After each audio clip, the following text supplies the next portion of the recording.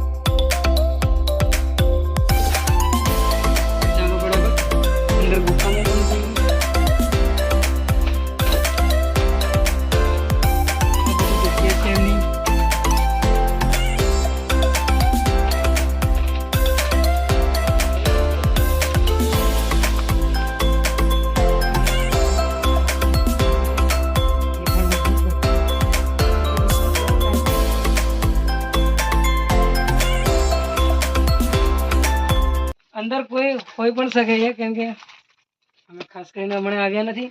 આપણે ખાલી વિક્રમની કહાની યાદ આવી એટલે અમે આવ્યા છે દેખવા માટે. અંદર કદાચ હોય કોક તો પણ અમે તમને બતાવી દઈશું.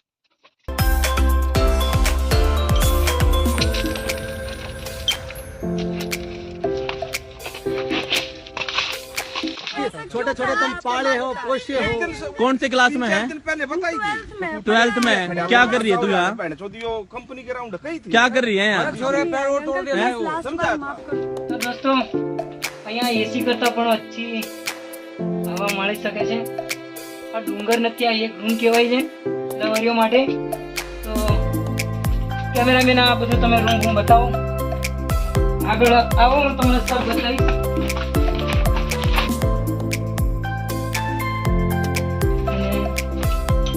આમાં અંદર પણ જગ્યા છે.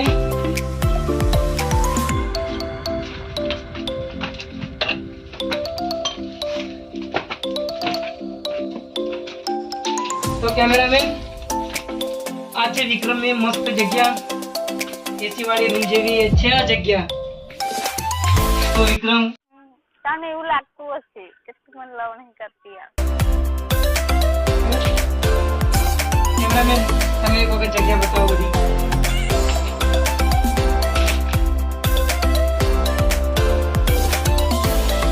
કેમેરામેન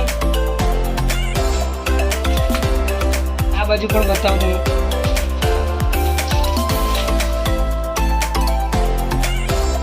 તો કેમેરામેન આ બાજુ એક વખત ફોકસ કરાવો.